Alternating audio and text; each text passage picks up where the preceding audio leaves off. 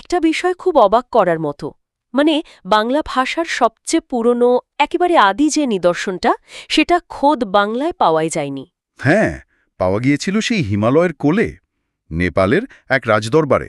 ঠিক তাই। ১৯০৭ সালের ঘটনা।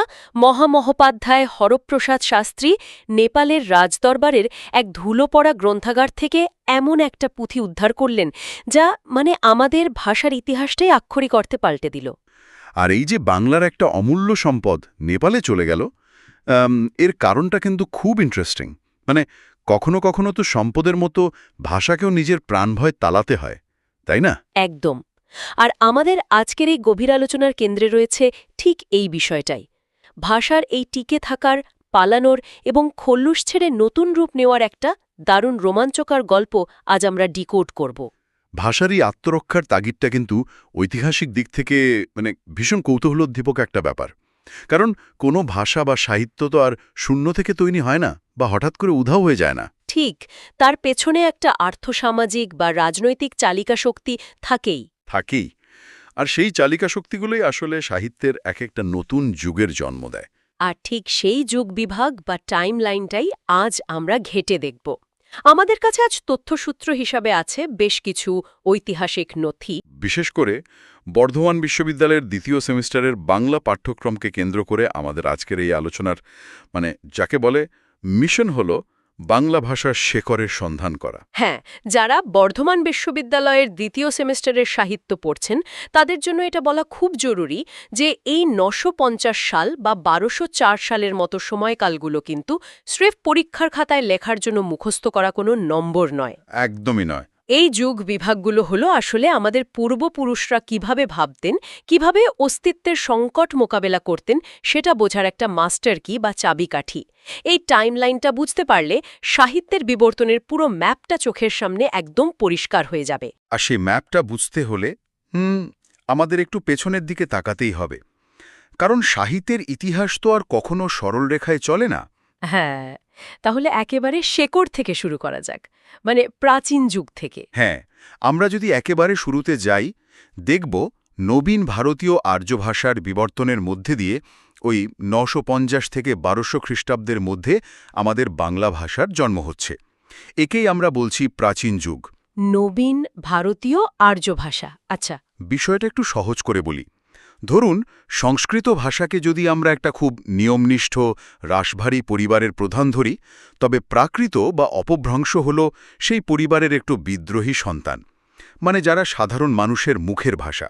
ও, বুঝতে পেরেছি। আর ওই অপভ্রংশ থেকেই, মানে তার খোলস ছেড়ে বেরিয়ে এসেই বাংলা ভাষা তার নিজস্ব স্বর খুঁজে পেল ১০ম শতাব্দীর মাঝামাঝি সময়। আর এই নিজস্ব স্বরেরই প্রথম লিখিত প্রমাণ হল ওই যে শুরুতে বললাম হরপ্রসাদ শাস্ত্রীর আবিষ্কার করা সেই চর্যাপদ। ঠিক ধরেছেন, এটিই প্রাচীন যুগের একমাত্র প্রামাণ্য নিদর্শন। কিন্তু আমার কাছে একটা খটকা এখনো পুরো পরিষ্কার নয়।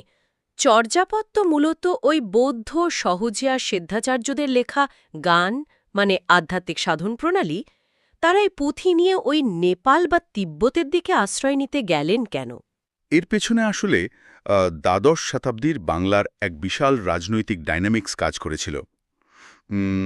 ধরুন, সেই সময় বাংলায় পাল বংশের পতনের পর সেন বংশের রাজত্ব চলছে। আচ্ছা আর সেন রাজারা ছিলেন ভীষণভাবে ব্রাহ্মণ্যবাদের পৃষ্ঠপোষক। আচ্ছা, তার মানে ধর্মীয় একটা চাপ তৈরি হয়েছিল। হ্যাঁ, প্রবল চাপ। তাদের শাসনামলে বৌদ্ধ ধর্মাবলম্বীরা, বিশেষ করে সমাজের ওই প্রান্তিক শ্রেণীর মানুষ যারা সহজজ্ঞানের চর্চা করতেন, তারা একটা মারাত্মক সামাজিক এবং ধর্মীয় কোণঠাসা অবস্থার মধ্যে পড়েন। মানে একদিকে ঘরের ভেতরে রাজরোষ আর অন্যদিকে বিদেশি আক্রমণের ভয়। কারণ শতাব্দীর শেষভাগে তো তুর্কি আক্রমণের একটা পদধ্বনিও শোনা যাচ্ছিল। ঠিক তাই।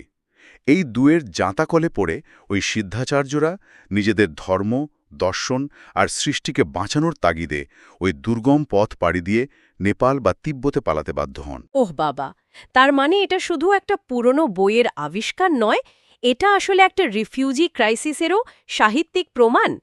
চর্যাপদকে আমার একটা টাইম ক্যাপসুল বলতে ইচ্ছে করছে। একদম নিখুঁত উপমা। কিন্তু এই টাইম ক্যাপসুলের ভেতরে একটা অদ্ভুত বৈপরীত্য আছে। এটা তো মূলত বৌদ্ধ ধর্ম আর খুব গূঢ় দর্শনের বই, তাই তো? হ্যাঁ, মূল ফোকাস তো সেটাই। কিন্তু তার মধ্যেই তখনকার ওই সাধারণ মানুষের জীবন, নদীতে নৌকা বাওয়া, তাঁত বোনা, ডোম বা চণ্ডালদের পেশা, এমনকি চরম দারিদ্র্যের ছবি এমন নিখুঁতভাবে মিশে গেল কিভাবে? ধর্মতত্ত্বের আড়ালে এটা কি একটা আস্ত সামাজিক দলিল হয়ে ওঠেনি? এই বৈপরীত্যটাই চর্যাপদের সবচেয়ে বড় মুনশিয়ানা। সিদ্ধাচার্যরা তাদের এই গূঢ় দর্শন সাধারণ মানুষের কাছে পৌঁছানোর জন্য আর একই সঙ্গে ওই রক্ষণশীল সমাজের নজর এড়িয়ে চলার জন্য একটা বিশেষ কৌশল নিয়েছিলেন। আচ্ছা, কি রকম কৌশল? তারা যে ভাষা ব্যবহার করতেন তাকে বলা হয় সন্ধ্যা ভাষা বা আলো আধারী ভাষা। মানে এর মেকানিজমটা খুব চমৎকার। এর একটা বাইরের অর্থ আছে যা সম্পূর্ণ বাস্তব। যেমন ধরুন, একজন জেলে নদীতে জাল ফেলছে। এটা তো একদম প্রাত্যহিক জীবনের ছবি। ঠিক, কিন্তু এর ভেতরের অর্থটা হল মানব মনের ভেতরের রিপুগুলোকে দমন করার আধ্যাত্মিক সাধনা। সাধারণ মানুষকে দর্শনের প্রতি টানতে হলে তাদের দৈনন্দিন জীবনের রূপকগুলোকেই তো ব্যবহার করতে হতো, তাই না? আচ্ছা, মানে একটা কোড ল্যাঙ্গুয়েজের মতো কাজ করত বিষয়টা। একদম তাই।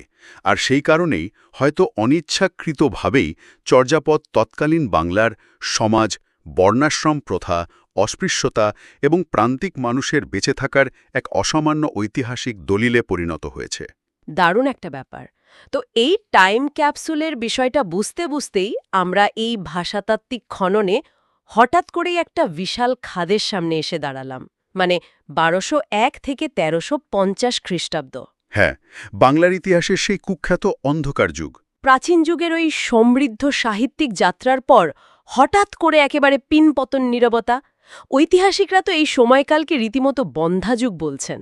এর প্রধান কারণটা হল ১২০৪ সালের সেই রাজনৈতিক ভূমিকম্প।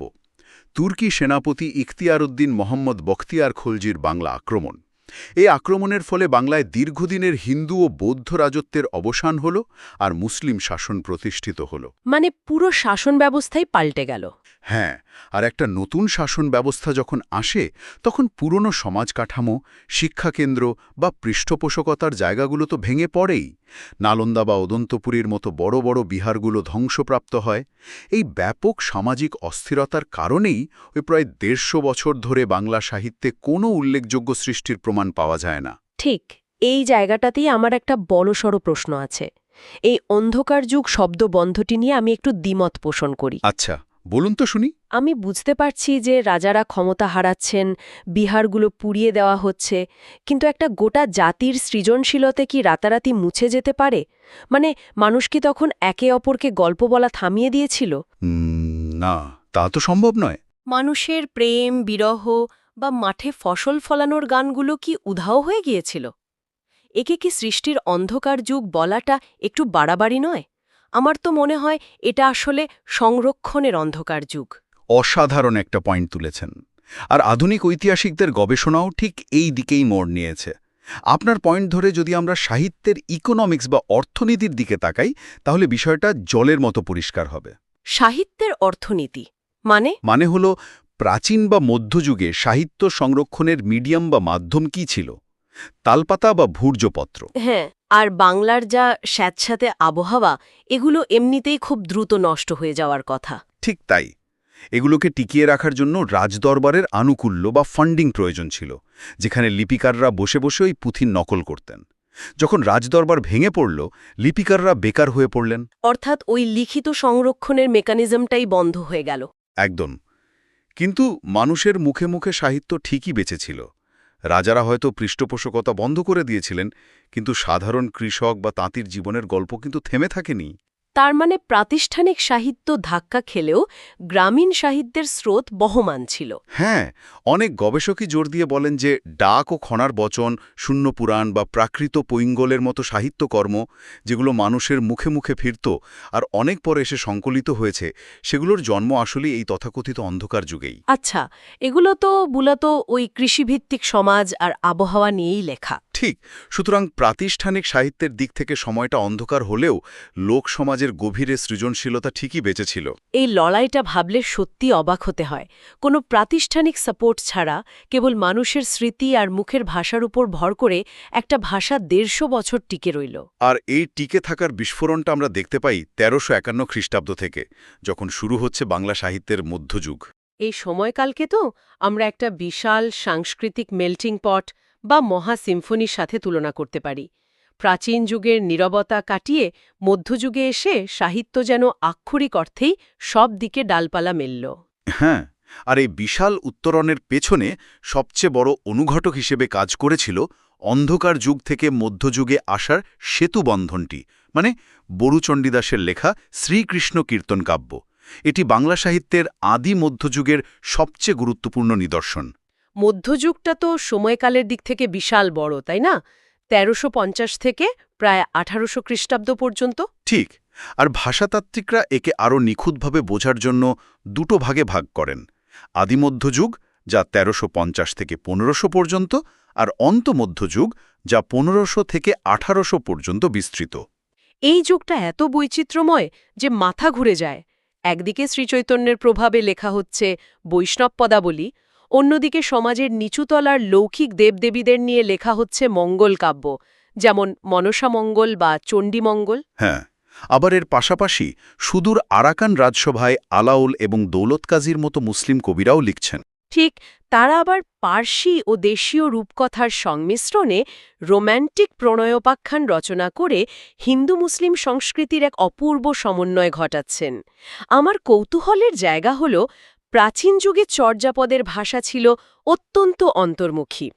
সেখানে মধ্যযুগে এসে সাহিত্য হঠাৎ করে এতটা আবেগপ্রবণ আর বহুমুখী হয়ে উঠল কিভাবে? সমাজ কাঠামোতে ঠিক কী বদল এসেছিল? এই বহুমুখী রূপান্তরের পেছনে ধর্ম এবং সমাজনীতির একটা খুব জটিল রসায়ন কাজ করেছে। যদি আমরা শ্রীচৈতন্যের কথা ধরি, তিনি পঞ্চদশ শতাব্দীর শেষভাগে সমাজে যে বিপ্লবটা এনেছিলেন তা শুধু ধর্মীয় ছিল না, মানে সামাজিক বিপ্লবও ছিল। ভৌরমভাবে সামাজিক। তিনি ধর্মকে মন্দিরের বদ্ধ গণ্ডি আর সংস্কৃত ভাষার একচেটিয়া অধিকার থেকে বের করে আনলেন। সাধারণ মানুষের মনের আবেগ আর মাতৃভাষার সাথে ধর্মকে জুড়ে দিলেন। আচ্ছা, তাই বৈষ্ণব পদাবলিতে রাধাকৃষ্ণের প্রেম এত মানবিক মনে হয়? একদম তাই। রাধাকৃষ্ণর প্রেম আসলে মানব-মানবীর চিরন্তন প্রেমেরই এক আধ্যাত্মিক রূপ। এখানে ঈশ্বর কোনো দূরবর্তী শাস্তিদাতা নন, তিনি মানুষের খুব কাছের জন। এই যে ভক্তির ডেমোক্রেটাইজেশন বা আবেগের গণতন্ত্রীকরণ, এটাই সাহিত্যকে এতটা আবেগপ্রবণ করে তুলেছিল। দারুণ একটা পয়েন্ট, ভক্তির ডেমোক্রেটাইজেশন। আচ্ছা, আর মঙ্গল কাব্যগুলোর ক্ষেত্রে কি সমাজের নিচুতলার মানুষদের ওই লড়াইটার একটা ছাপ ছিল? হ্যাঁ, শতভাগ। মঙ্গলকাব্য পড়লে দেখবেন সেখানে শিব বা দুর্গার মতো উচ্চবর্ণের দেবদেবীরা ক্রমশ কোণঠাসা হয়ে পড়ছেন, আর মনসা বা ধর্মঠাকুরের মতো গ্রামীণ দেবদেবীরা নিজেদের পুজো আদায়ের জন্য রীতিমতো সংগ্রাম করছেন। মানে ছলে বলে কৌশলে নিজেদের প্রতিষ্ঠিত করছেন আর কে। ঠিক তাই। এর মানে হল সমাজে তখন আর্য এবং অনার্য সংস্কৃতির একটা বড় মাপের সংশ্লেষণ বা সিনথেসিস চলছিল। নিম্নবর্গের মানুষের বিশ্বাস ধীরে ধীরে সাহিত্যের মূল স্রোতে জায়গা করে নিচ্ছিল। এটা ছিল ব্রাহ্মণ্যবাদের সাথে লৌকিক সংস্কৃতির একটা আপোষ। বুঝতে পারলাম। আর ওই আরাকান রাজসভার বিষয়টা তো আরও চমকপ্রদ। মধ্যযুগে যখন গোটা বাংলায় শুধু দেবদেবীর বন্দনা চলছে, তখন বর্তমান মায়ানমারের আরাকানে বসে রোমান্টিক সাহিত্য লেখা হচ্ছে। হ্যাঁ, সেখানে রাজারা মুসলিম, কবিরা মুসলিম, কিন্তু তারা লিখছেন ধর্মনিরপেক্ষ এবং মানবতাবাদী ধারার প্রণয়পক্ষান। সেখানে দেবদেবীর কোনো অলৌকিক ক্ষমতা নেই, আছে রক্তমাংসের মানুষের প্রেমের তীব্রতাও ট্র্যাজেডি। এটি এক অর্থে আধুনিক সাহিত্যের একটা পূর্বাভাস ছিল। আচ্ছা, আর এই বিশাল মধ্যযুগের অবসান তো মূলত ১৭৬০ সালে কবি ভারতচন্দ্র রায়ের মৃত্যুর মধ্য দিয়ে হয় বলে ধরা হয়, তাই না? হ্যাঁ, ১৭৬০ সালের পর থেকেই আমরা আধুনিক যুগের দিকে পা বাড়াচ্ছি, যা ১৮০১ থেকে শুরু হয়ে বর্তমান পর্যন্ত বিস্তৃত। তবে এর মাঝে ওই ১৭৬১ থেকে ১৮৬০ সাল পর্যন্ত একটা যুগ সন্ধিক্ষণ রয়েছে। মানে দুটো যুগের মিলনস্থল। ঠিক। আর এই যুগ সন্ধিক্ষণের সবচেয়ে বড় উদাহরণ হলেন কবি ঈশ্বরচন্দ্র গুপ্ত। ওর রচনায় অদ্ভুত একটা ট্রানজিশন দেখা যায়। একদিকে মধ্যযুগের দেবদেবী নির্ভরতা, অন্যদিকে আধুনিক সমাজের প্রতি ব্যঙ্গ আর দেশপ্রেম। উনি যেন এক পায়ে মধ্যযুগের মাটিতে আর এক পায়ে আধুনিক যুগে দাঁড়িয়েছিলেন। একদম। এরপর ১৮০০ সালের পর শ্রীরামপুর মিশন আর ফোর্ট উইলিয়াম কলেজের হাত ধরে বাংলা সাহিত্যে আধুনিক যুগের সবচেয়ে বড় বিপ্লবটা ঘটল। মানে গদ্য সাহিত্যের উদ্ভব। হ্যাঁ, গদ্য। দেবদেবী বা ধর্মের বৃত্ত থেকে বেরিয়ে সাহিত্য এই প্রথম সাধারণ নাগরিক জীবন, উপন্যাস, ছোট গল্প বা প্রবন্ধে পা রাখল। এখানে আমার একটা খুব বেসিক কিন্তু মজাদার প্রশ্ন আছে। 1000 বছরেরও বেশি সময় ধরে বাংলা সাহিত্য বলতে তো মানুষ কেবল পদ্য বা গানই বুঝেছে। চর্যাপদ বা মঙ্গল কাব্য সবই পদ্য। তাই তো ছিল। অথচ আমরা তো দৈনন্দিন জীবনে পদ্যে বা ছন্দে কথা বলি না। গদ্যটাই মানুষের সবচেয়ে স্বাভাবিক ভাষা। তাহলে সেই স্বাভাবিক ভাষাকে সাহিত্যের প্রধান মাধ্যম হতে প্রায় 800 বছর সময় লেগে গেল কেন? এর পেছনের কারণটা যতটা না সাহিত্যিক তার চেয়ে অনেক বেশি প্রযুক্তিগত। ধরুন আধুনিক যুগের আগে, মানে ছাপাখানা আসার আগে পর্যন্ত সাহিত্য কোথায় সংরক্ষিত হতো? ওই যে বললেন মানুষের স্মৃতিতে বা ওই নষ্ট হয়ে যাওয়া তালপাতায়। ঠিক। পদ্য বা গান মুখস্থ রাখা যতটা সহজ, বিশাল কোনো গদ্যের প্যারাগ্রাফ শব্দ ধরে ধরে মনে রাখা কিন্তু কার্যত অসম্ভব। প্রাচীন আর মধ্যযুগের ছন্দ বা পদ্য আসলে একটা মেমোরি ডিভাইস বা সংরক্ষণের টুল হিসেবে কাজ করত। ও বাবা, এটা একটা অসাধারণ দৃষ্টিভঙ্গি। মানে ছন্দ বা সুর আসলে সেই যুগের মানুষের জন্য একটা মেমোরি কার্ড বা ক্লাউড স্টোরেজের মতো কাজ করত। হ্যাঁ, চমৎকার উপমা। একদম তাই। কিন্তু যখন ইউরোপীয়দের হাত ধরে গদ্যের চর্চা শুরু হলো, বিশেষ করে শ্রীরামপুর মিশনে ছাপাখানা এলো, তখন ওই মেমোরি কার্ডের আর কোনো প্রয়োজন রইল না। মানুষ তখন দেদারসে বই ছাপাতে শুরু করল। হ্যাঁ, আর তার পাশাপাশি ব্রিটিশ শাসনের ফলে কলকাতায় নগরায়ন বাড়ল, আধুনিক শিক্ষা ব্যবস্থার প্রসার ঘটল। আধুনিক মানুষের এই যে জটিল মনস্তত্ত্ব, নাগরিক জীবনের দ্বন্দ্ব, সমাজ সংস্কারের বিতর্ক, এগুলো তো আর ছন্দের নিখুঁতভাবে বিশ্লেষণ করা সম্ভব নয়। মানে মানুষের জীবনের এই জটিলতা, লজিক আর আর্গুমেন্টকে স্পষ্টভাবে তুলে ধরার জন্যই গদ্যের প্রয়োজন হয়ে পড়ল। গদ্য হয়ে উঠল আধুনিক যুক্তির ভাষা। একদম নিখুঁত বিশ্লেষণ। তাহলে পুরো চিত্রটা যদি আমরা একবার এক নজরে দেখি, বিশেষ করে বর্ধমান বিশ্ববিদ্যালয়ের দ্বিতীয় সেমেস্টারের স্টুডেন্টসদের জন্য, তাহলে টাইমলাইনটা দাঁড়াচ্ছে এই রকম। প্রাচীন যুগ হল 950 থেকে 1200 খ্রিস্টাব্দ, যেখানে জন্ম নিচ্ছে চর্যাপদ। হ্যাঁ। এরপর 1201 থেকে 1350 পর্যন্ত সেই বিতর্কিত অন্ধকার যুগ, যেখানে প্রাতিষ্ঠানিক সাহিত্য থমকে গেলেও মানুষের স্মৃতিতে লোকসাহিত্য বেঁচেছিল। ঠিক। তারপর 1351 থেকে 1800 খ্রিস্টাব্দ পর্যন্ত মধ্যযুগের বিশাল সাংস্কৃতিক সিম্ফনি, যেখানে দেবদেবীর আখ্যান আর মানসিক আবেগের মিশ্রণ ঘটেছে। আর সবশেষে 1801 থেকে শুরু হওয়া আধুনিক যুগ, যেখানে ছাপাখানা আর গদ্য সাহিত্যের গতিপথটাই পাল্টে দিয়েছে। অসাধারণ সারসংক্ষেপ। এই সময়রেখাটি মাথায় রাখলে যে কোনো সাহিত্যকর্ম পড়ার সময় তার পেছনের সামাজিক এবং রাজনৈতিক প্রেক্ষাপটটা একদম পরিষ্কার হয়ে যায়। আজকের এই মাস্টার ক্লাসের শেষে এসে, মানে এত সব শোনার পর আমার মনে একটা অদ্ভুত চিন্তার জন্ম হচ্ছে। আমরা দেখলাম যে একটা ভাষা কতটা ঘাত প্রতিঘাত সহ্য করে আজকের এই রূপে এসছে। হ্যাঁ, লড়াইটা তো কম ছিল না। রাজনৈতিক পালাবদল, মহামারী, রাজদরবারের পতন, কোনো কিছুই এই ভাষাকে নিশ্চিহ্ন করতে পারেনি। তালপাতা থেকে মানুষের মুখে মুখে ফিরে অবশেষে ছাপাখানার অক্ষরে আধুনিক যুগে প্রবেশ করেছে বাংলা সাহিত্য। সত্যি অবিশ্বাস্য একটা জার্নি। কিন্তু আজকের এই দ্রুত পরিবর্তনশীল ডিজিটাল যুগে, যেখানে কৃত্রিম বুদ্ধিমত্তা বা এআই নিজে থেকেই গল্প বা কবিতা লিখে ফেলছে, সেখানে দাঁড়িয়ে ভাবলে অবাক লাগে, আজ থেকে 500 বছর পর বাংলা সাহিত্যের আধুনিক যুগ ঠিক কেমন রূপ নেবে। খুব ভাবনার একটা বিষয়। যখন হয়তো স্ক্রিন বা টেক্সটের ধারণাই পুরোপুরি বদলে যাবে, তখন অ্যালগরিদম আর যন্ত্রের ভিড়ে মানুষের সেই চিরন্তন প্রেম, বিরহ বা অস্তিত্বের সংকটগুলো ঠিক কোন ভাষায় নিজেদের প্রকাশ করবে? এর উত্তর হয়তো ভবিষ্যৎই দেবে আমাদের। তার একেবারে প্রথম বিন্দুটি নিয়েই আমাদের পরবর্তী আলোচনা।